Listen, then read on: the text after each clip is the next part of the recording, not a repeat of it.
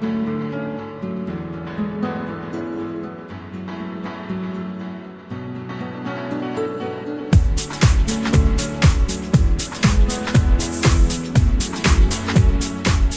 ¿qué tal? ¿Cómo están todos? Bueno, hoy vamos a dar continuidad y para ya darle un cierre a nuestra clase sobre grupos de interés. Vamos a retomar en el punto en que dejamos en la clase anterior, ¿sí? En donde habíamos estado visualizando un poco la estrategia de grupos de interés de una papelera bastante importante de nuestro país y cómo esta papelera, digamos, organizaba una serie de actividades y tenía desarrollado una serie de canales de comunicación en virtud de los distintos grupos de interés que tenía seleccionados, y esto, valga la aclaración, en condiciones normales. Como nosotros hemos visto, la gestión del grupo de interés es dinámica porque es situacional.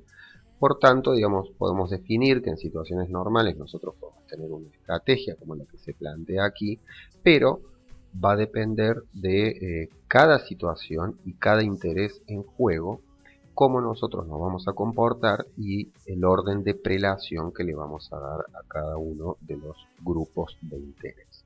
De todas maneras, me parece interesante destacar algunas acciones que tiene esta compañía, digamos, no solo en cuanto a la diversidad de medios de comunicación y medios de contacto, sino que también tiene algunas acciones interesantes como lo que son la visita a las fábricas y a las plantas, y lo que son todo tipo de acciones con la comunidad, porque en esto de la sustentabilidad de este tipo de acciones nos permita que la gente se vincule desde otro lado, ¿sí?, con nuestra organización, y ello colabora con el desarrollo de una licencia social para operar, y además, como fuente de reclutamiento, es un interesante medio de comunicación para que las futuras personas, digamos, que integren nuestra organización se vayan vinculando y vayan conociéndonos y generen, digamos, un interés por participar, por formar parte de nuestra organización. Esto nos da a nosotros sustentabilidad desde el punto de vista de reclutamiento, es decir, de poder contar con recursos que estén interesados y deseen trabajar, digamos, en nuestra organización, ¿sí? También tenemos el tema de proveedores, prensa, gobierno y sociedad. Y algo que no figura aquí, pero que también es muy importante, es la gestión de las cámaras empresariales. ¿Sí? Ustedes, si están en contacto con los medios de prensa, sabrán que las cámaras empresariales son organizaciones, son grupos de interés muy activos al momento de negociar, sobre todo, condiciones que tienen que ver, digamos, condiciones impositivas, que tienen que ver con la sustentabilidad legal, con las condiciones digamos, jurídicas, económicas, ¿sí?, y también con las condiciones de trabajo al momento de ser definidas, digamos, por las instituciones gubernamentales. Y en este sentido, las cámaras operan más desde el punto de vista del lobby, en el buen sentido de la palabra, ¿sí? Operan como grupos de presión sobre uno de estos grupos de interés, que es, por ejemplo, el gobierno, ¿sí?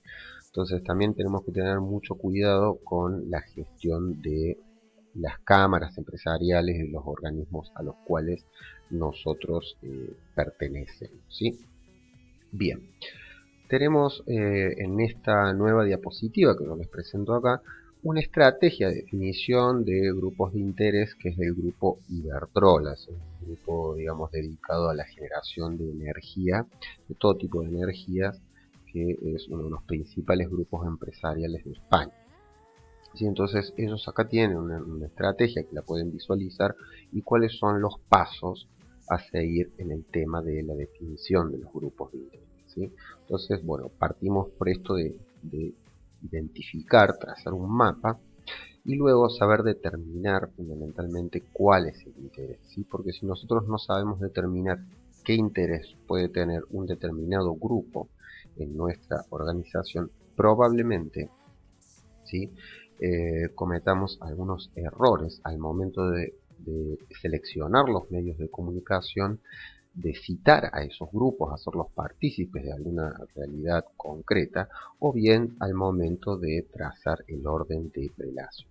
Ustedes recuerden que aquí no solamente es importante comunicarse, sino la forma en que uno se comunica y la oportunidad en que uno se comunica, ¿sí? Entonces, y esto lo va a determinar, como ya he dicho en varias oportunidades, la situación, ¿sí? Entonces, una vez que nosotros tenemos trazado este mapa, identificamos estos intereses y procedemos, digamos, a lo que sería un planteamiento hipotético de en qué situaciones nosotros nos vamos a comunicar, por qué medios y con qué intensidad o por qué canales, ¿sí? Entonces, este es un poco lo que nosotros tenemos que hacer, tanto desde el punto de vista externo como interno, ¿sí? Hay algunos medios de comunicación, algunos sistemas que me gustaría que recuperemos, que no sé si están en esta diapositiva, pero que en definitiva ustedes los van a utilizar desde el punto de vista de recursos humanos, y que es la generación de todo tipo de reportes, ¿sí? En concreto tenemos algunos reportes interesantes que se suelen realizar en todas las organizaciones, más allá de que todavía hay algunas organizaciones que lo consideran comunicación confidencial. Pero, por ejemplo, el estado financiero, el informe, digamos, de resultados, de la cuenta resultados, son informes que habitualmente se realizan, se comparten, y este tipo de información sí se destina a distintos grupos de interés, principalmente accionistas, socios eh, y entidades financieras. Pero además, y desde el punto de vista de recursos humanos, este es un informe que ustedes tienen que incluir en las jornadas de integración anual o en aquellas jornadas que ustedes desarrollen, ¿sí? Para dar cuenta de los resultados y de la evolución que está manifestando la organización. Recuerden que compartir información es colaborar con el desarrollo del sentido de pertenencia. Entonces, en este sentido, hemos dicho en muchas ocasiones que debemos nosotros desde recursos humanos compartir información. Quizás no el nivel de detalle absoluto que, por ejemplo, requerirían los accionistas, pero sí compartir este tipo de información. Otro, otro reporte interesante que siempre suele producirse y que ustedes lo pueden ver en muchas webs corporativas es el reporte de sustentabilidad, es decir, todas aquellas acciones que nosotros hacemos para contribuir con la sustentabilidad del negocio, que tiene que ver, ¿sí?, con la sustentabilidad también del medio ambiente y con la inserción social y económica que nosotros estamos desarrollando. Este reporte, ¿sí?, que está destinado a varios grupos de interés, a la sociedad en general, a los grupos ambientalistas, a los gobiernos, también a los accionistas y a los clientes. No es un reporte, digamos, decorativo de nuestra gestión, sino que, por ejemplo, hay muchas organizaciones financieras, sobre todo internacionales, que al momento de evaluar nuestro proyecto, digamos, de solicitud de inversión, analizan, por ejemplo, nuestro reporte de sustentabilidad. Lo mismo sucede con clientes. Si ustedes pertenecen a una organización, digamos, que pretende vincularse con organizaciones mayores, si ser proveedor de organizaciones mayores, exportar, por ejemplo, o ser proveedor de su cadena de valor, y esas organizaciones tienen desarrollado un proyecto y un programa de sustentabilidad, en muchos casos les van a exigir este tipo de reportes. Entonces, son diseños de herramientas de información que nos vinculan con los grupos de interés y que sí van a estar, si bien es cierto, quizás no a cargo de ser desarrolladas por recursos humanos, pero sí recursos humanos va a tener que contar con este tipo de reportes porque son valiosos y van a ser necesarios para la gestión de recursos humanos, ¿sí? Existen muchos ejemplos que nosotros podemos citar respecto a la interrelación que tienen las organizaciones con sus grupos de interés. uno de los más directos, digamos, en lo que hace a ustedes como estudiantes es la celebración de convenios de pasantías o prácticas profesionales, en donde se vinculan las instituciones educativas con las instituciones productivas y hay intereses conjuntos, digamos, desde el punto de vista de las instituciones es proveer, digamos, a los estudiantes un marco de inserción laboral, y desde el punto de vista de las organizaciones, la vinculación con los sistemas educativos les permite, en cierta forma, dialogar y establecer acuerdos respecto al tipo y calidad de profesional que se desea. Eh, Otros ejemplos, por ejemplo, relacionados con lo que son los proveedores, podemos citar el desarrollo de proveedores locales que ha hecho la fábrica Fiat, ¿sí? Estimulando el desarrollo de manufactura de autopartes desde el punto de vista local, que esto le ha permitido también reducir costos en cuestiones de incorporación de piezas extranjeras, digamos que tienen un alto costo de flete y están sujetos a un montón de restricciones y tasas, ¿sí? Entonces, bueno, este tipo de colaboración que se va realizando con los distintos grupos de interés, con los distintos stakeholders, ustedes lo pueden, digamos, encontrar en muchas situaciones que se van a dar a lo largo de su gestión, ¿sí? Para traer a colación un ejemplo que tiene que ver con las cámaras empresariales, bien, les puedo comentar que desempeñándome, digamos, como responsable de comunicación institucional, tuvimos una situación, digamos, con la cámara que representaba, digamos, a la industria en ocasión de que se publica una entrevista que nos hacen a nosotros en la compañía, y en donde, bueno, esta entrevista se saca un poco de contexto, entonces al día siguiente se describe una situación general de la industria y se menciona a la compañía a la cual yo pertenecía en ese momento como, digamos, la excepción. Esto generó un problema bastante importante con la Cámara. ¿Por qué? Bueno, porque la Cámara estaba sosteniendo un discurso empresarial y salíamos nosotros, que éramos el principal representante de la industria, ¿sí? Planteando una situación totalmente distinta. Bueno, esto se solucionó, por supuesto, puertas adentro, pero el impacto en la relación que tuvimos con la Cámara fue bastante fuerte, y recomponer esa situación, recomponer esa relación, digamos, llevó su tiempo, digamos, se hicieron varias gestiones, por supuesto, había mucha confianza con la gente de la Cámara, pero veamos, ¿no?, eh, cómo nuestra participación, cómo aquellas cosas que nosotros podemos hacer, incluso en relación a otros grupos de interés, se encuentran interrelacionadas. Una cosa que nosotros tenemos que tener en cuenta es cómo ha evolucionado la sociedad y cómo han evolucionado las personas, ¿sí?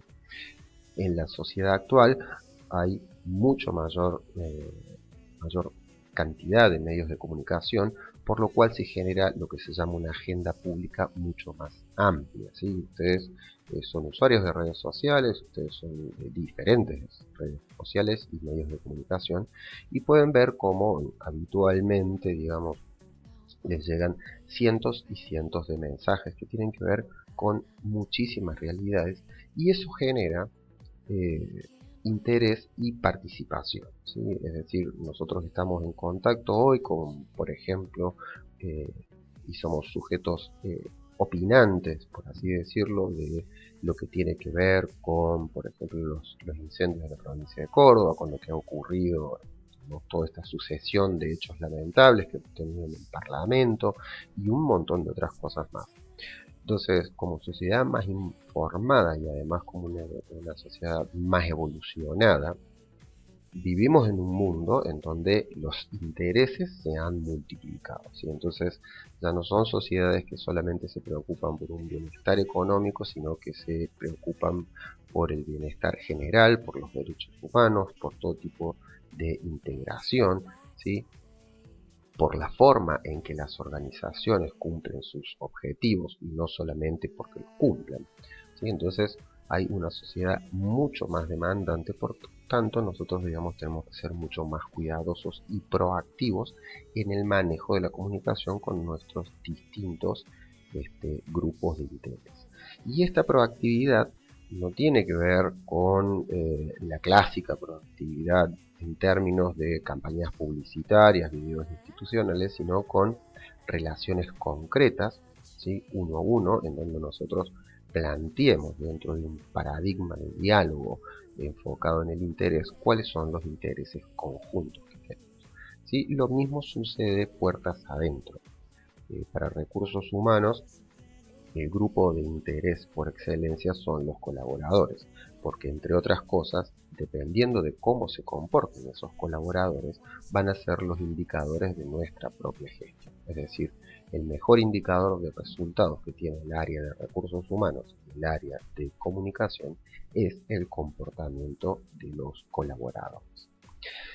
Este es un grupo que en un primer momento, digamos, yo lo puedo considerar como un general, pero como nosotros hemos visto en varias ocasiones y lo estamos viendo ahora en las distintas campañas que ustedes están presentando, no es un grupo homogéneo y unitario, ¿sí? Sino que el grupo de colaboradores es un grupo que está conformado por varios subgrupos, varias subculturas y además se vincula también, ¿sí?, con grupos externos, ¿sí? Por ejemplo, el grupo familia, que es un grupo presente en la comunicación institucional, bueno, es un grupo que hay que tener en cuenta porque tiene un impacto mayor al que nosotros tenemos o creemos o consideramos, ¿sí? No solamente este grupo tiene que estar considerado cuando nosotros desarrollamos actividades exprofeso, digamos, para vincularnos con este grupo, sino que también el grupo familia es un grupo que tiene al momento del desarrollo de carrera un peso específico bastante importante. Es decir, no son pocas las personas que cuando tienen que analizar una propuesta laboral o cuando tienen que analizar un traslado, ¿sí?, Eh, tienen como referencia a su grupo familiar como para construir esta decisión, esta toma de decisión. También tiene un impacto la familia como grupo de interés indirecto cuando nosotros estamos planteando una propuesta equilibrada en cuanto a trabajo y calidad de vida, es decir, calidad de vida fuera del trabajo. Entonces, esto no quiere decir que nosotros tenemos que sacar este, un medio de comunicación especial para la familia, pero como vamos a ver, por ejemplo, en la estrategia de comunicación de Fiat y como se ha planteado en muchos de los proyectos que ustedes han presentado, sí se incluye también a la familia como un integrante, ¿no? Entonces, bueno, dejando de lado el tema familia, nosotros tenemos que tener en cuenta que los colaboradores no son un grupo homogéneo, están conformados por subculturas y que depende de la situación y de lo que nosotros vayamos a trabajar, ese grupo de interés se subdivide y a su vez, ¿sí?, se establece un orden de prelación. Es decir, cuando nosotros estamos trabajando sobre modificaciones operativas, vamos a trabajar principalmente primero con lo que son los jefes de área, de esas áreas que van a modificar su operación, y luego con los distintos grupos, ¿sí?, según el interés y el impacto que reciban de esta medida. Bien, en esta presentación que yo estoy incluyendo, digamos, en esta diapositiva, he puesto una serie de llamadores que nos invitan a pensar en cómo influyen, ¿no?, los colaboradores de este grupo interno en nuestra gestión, ¿sí? Entonces nosotros, como les señalo aquí, el colaborador, digamos, puede cumplir con dar cumplimiento a los objetivos, puede apoyar un plan de acción, puede generar buen clima, motivar, digamos, ser embajador de nuestra organización, ser un agente para el crecimiento de la organización, pero esto va a depender del tipo de gestión que nosotros hagamos sobre ese colaborador, porque ese mismo colaborador, ¿sí?, puede obstaculizar el cumplimiento de los objetivos, puede hacer fracasar o boicotear un plan, puede deteriorar el clima, ¿sí? Puede generar una opinión pública negativa, y todo esto va a depender de la gestión que recursos humanos y el general de la organización haga de la relación con ese colaborador, ¿sí? Por eso tenemos que tener bien identificado quiénes son nuestros colaboradores y qué es lo que nuestros colaboradores pretenden, y sobre todo qué es lo que nosotros podemos brindar a esos colaboradores dentro de un marco de razonabilidad, ¿sí? Esto no quiere decir que nosotros tengamos que prometer cosas, sino que dentro de las posibilidades concretas nosotros tenemos que tener una relación cuidada con esos colaboradores, ¿sí? De allí que hemos insistido a lo largo de toda la materia en el desarrollo de espacios de comunicación, en el desarrollo de metodologías de intercambio, ¿sí? Como señala un grupo, una política de puertas abiertas, participativa, porque nosotros tenemos que incluir a esos colaboradores. ¿Por qué? Porque en ellos está la clave de la mejora continua, y además porque, siendo actores fundamentales de nuestra organización, requieren de estos espacios, ¿sí? Esto tiene que ver mucho con la filosofía, con el enfoque que nosotros tengamos sobre lo que son nuestros colaboradores, ¿sí? Yo les he dejado aquí una frase que escribí yo, este, que representa un poco la visión, al menos mi visión, sobre lo que son los colaboradores, ¿sí? Entonces, no son espectadores y son co-creadores de esta realidad, y tienen ganas, talentos y necesidades, ¿sí? Que nosotros tenemos que trabajar conjuntamente con ellos. Entonces, acá hay una cosa que es muy interesante, porque yo lo he visto no solo a nivel profesional, sino también en la opinión que voy recibiendo de los distintos, digamos, de mis alumnos en distintos cursos, donde siempre se traza un nosotros y ellos, ¿no? Entonces los colaboradores surgen así como ese grupo distinto a nosotros, y en realidad nosotros también somos colaboradores, solo que nos dedicamos a otra cosa. Entonces, sobre este plano, ¿sí? Y sobre esta concepción de los colaboradores, nosotros tenemos que construir, ¿sí? Nuestras políticas.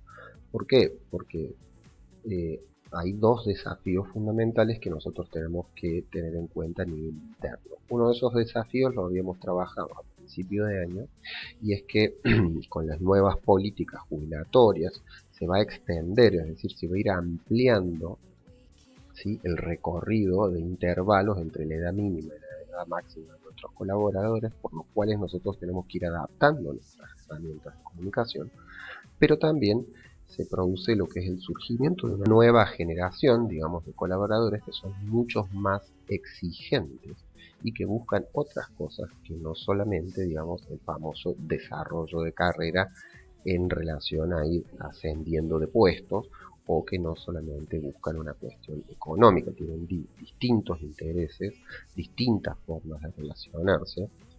Todo lo que sean las estructuras de mando están en crisis, porque lo que está prevaleciendo es el liderazgo. Entonces, una cosa es ser jefe y otra cosa es ser líder, ¿sí? Y eso también tiene que ver con la participación que yo pueda generar de mis colaboradores en todo lo que son mis políticas, ¿sí? Sobre todo que nosotros vamos a trabajar motivación y sentido de pertenencia. Bueno, tenemos que conocer, saber quiénes son nuestros colaboradores, y que hay una creciente demanda de protagonismo de esos colaboradores, no solo en los espacios de comunicación, sino también en todo lo que tiene que ver con el diseño, ¿sí? Con esta co-creación de lo que es nuestra cultura organizacional, nuestras prácticas organizacionales, ¿sí? Sobre todo en aquellas que hacen a la gestión del trabajo, ¿sí? Eso tienen que tenerlo en cuenta también al momento de desarrollar las campañas, ¿sí? Que sean integradoras de todos los colaboradores.